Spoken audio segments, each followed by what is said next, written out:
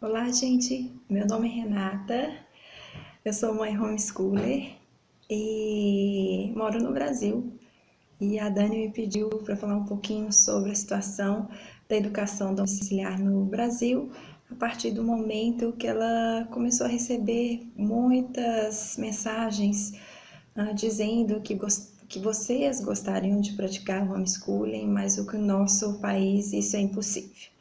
Então eu venho aqui dizer para vocês que isso não é impossível e que somos milhares e milhares de famílias praticantes de homeschooling. Vou falar um pouquinho da situação legal para que vocês tenham uma ideia como está aqui no Brasil, essa situação mesmo judicial e trazer algumas boas notícias.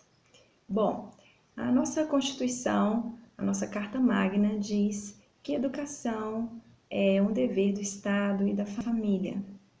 Eu pergunto para vocês o que é educação. Educação ela não se restringe a mandar o filho para a escola. A educação não restringe a uma instrução formal. A educação ela é mais ampla. São os valores que você passa ao seu filho, valores religiosos, valores morais. E a Constituição entende que isso deve ser compartilhado entre o Estado e família. E quando ela fala dessa maneira, ela fala que quando a família não der conta, então o Estado pode intervir. Porque pensa bem, você não acha que o Estado ele deve ter gerência sobre os seus princípios religiosos e saber o que você transmite aos seus filhos? Nem seus princípios morais? Não existe um currículo que deve ser cumprido? Você ensinou que roubar, matar não é bom moralmente? Tem algum certificado? Não. Mas por que a instrução formal, o Estado, tem gerência sobre a vida dos seus filhos?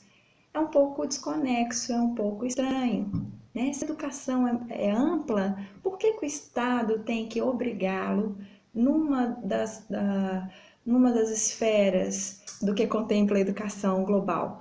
Então, fique atento, reflita um pouco sobre isso. Além da nossa Constituição, o Brasil é signatário de alguns tratados internacionais, dentre eles o Tratado de San Diego, que diz que a família, ela tem o dever e o direito de prover a educação moral, religiosa e formal da maneira que ela bem entender. Então, o Brasil assinou isso e esses tratados internacionais, eles têm um valor de igualdade à nossa Carta Magna. Muito bem, e você deve estar pensando, e o ECA, que é o Estatuto da Criança e Adolescente, as leis de diretrizes e bases, realmente elas mandam matricular as nossas crianças a partir dos 4 anos e ter frequência obrigatória na escola. Vamos levar 2 pontos em consideração. Primeiro, essas leis foram criadas em um momento histórico que o Brasil jamais imaginou essa possibilidade. O homeschooling existia no Brasil, mas a partir da década de, se não me engano, de 80, de 70, de 80, foi esquecido. E as leis não contemplaram isso em suas discussões para serem elaboradas, né? As pessoas que fizeram as leis. Um segundo ponto a se observar que são leis que, na hierarquia, com a Constituição e com os tratados internacionais, elas são menores, ok? Então, existe uma hierarquia legal e o ECA e a LDB são leis menores. Posto isso, vou contar então qual que é a situação atual do Brasil. No Rio Grande do Sul, uma família entrou com um pedido para que pudesse educar sua filha em casa. Esse pedido foi negado, rapidamente subiu às instâncias superiores nos recursos e chegou lá no STF. O ministro Barroso acolheu esse caso e, quando leu, ele deu um status a esse caso de repercussão geral. O que é isso?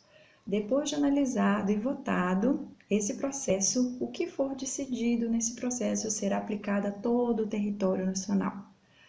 O que é esse processo? O que ele significa? Significa, então, que a constitucionalidade do homeschooling, da educação domiciliar, está sendo decidida no STF. Essa causa, ela entrou no STF tem mais ou menos 2 anos e não há previsão para que ela possa ser julgada. Ela pode ser julgada daqui 2 meses, ela pode ser julgada daqui 10 anos. Enquanto isso, o ministro Barroso fez uma petição de sobrestamento. O que é um sobrestamento? Todas as famílias, que são poucas, todas as famílias que foram acionadas, processadas pelo Ministério Público, as ações foram suspensas em todo o território nacional. Então, esse sobrestamento, se você tiver curiosidade sobre o documento, digita lá na internet, Ministro Barroso, Educação Domiciliar, sobrestamento de 22 de novembro de 2016. Isso significa que nós estamos cobertos judicialmente. Nenhuma família pode ser processada pelo Ministério Público atualmente por praticar educação domiciliar. Então, estamos vivendo bons tempos, tempos de calmaria. Fazendo um parênteses, você que quer praticar educação domiciliar no Brasil, você não precisa pedir autorização de nenhum órgão público, porque isso é um direito seu. As famílias que tentam pedir alguma autorização em juiz, em secretaria de educação, acabam se autodenunciando e entrando nessa via de acionamento de conselho tutelar e Ministério Público. Então, isso é um direito seu, não existe no Brasil nenhum mecanismo, nenhum juiz que vai falar, não, você pode educar em casa. Ainda não. As coisas estão ainda sendo decididas. Existiu uma lei que foi arquivada no final do ano para poder regulamentar, né? Os deputados federais tentaram votar essa lei, mas outros deputados, eles fizeram uma manobra para poder arquivar essa lei de regulamentação. Lá no Congresso tem 10 anos, mais ou menos, que nós estamos tentando, nós como movimento, aprovar uma regulamentação do homeschooling. Mas como está ótimo, porque a partir do momento que o Estado regulamenta e regula, existe controle, e nós não sabemos o nível desse controle. Então, desta maneira que está muito bom.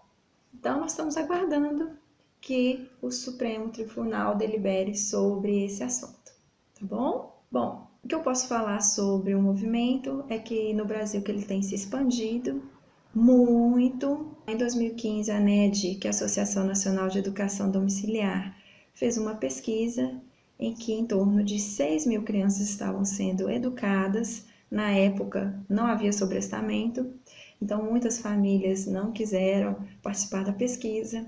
E nós vemos pelo histórico, as estatísticas do crescimento da educação domiciliar, que esse crescimento vem sendo exponencial. Então, atualmente, nós acreditamos que sejam sim, milhares e milhares de famílias praticando a educação domiciliar.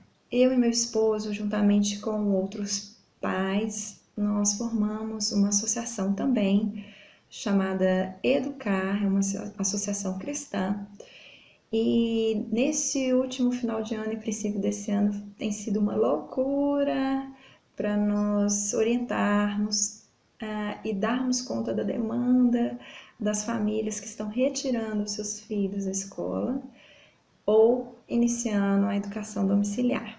Eu não falei para vocês, meus filhos foram retirados da escola, eu tenho 2 filhos de 13 anos e uma menina de 11 anos, e faz 2 anos que nós praticamos a educação domiciliar.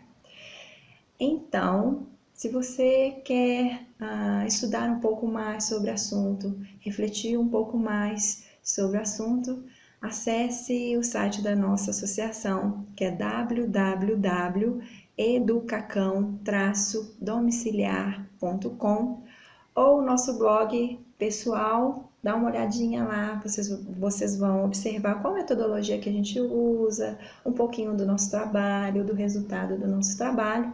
É www.edudomiciliar.wordpress.com. Então é isso aí, gente. Eu convido a vocês a viverem essa experiência maravilhosa. Eu participei de um congresso de educação domiciliar online que teve ano passado e minha palestra foi saindo da Matrix e realmente nós saímos da Matrix, da caixa, da massa, da maneira de pensar, nós saímos, nós vivemos uma contracultura, nós vivemos diferente, nós vivemos melhor, nós vivemos com qualidade de vida, nós aumentamos os nossos laços de família, não só família pontual, focal, mas família ampliada, avós, tios. Estamos fortalecendo o caráter das nossas crianças e preparando-os efetivamente para o mundo. Tá bom? Então é isso aí. Um beijo, fica com Deus. Tchau, tchau.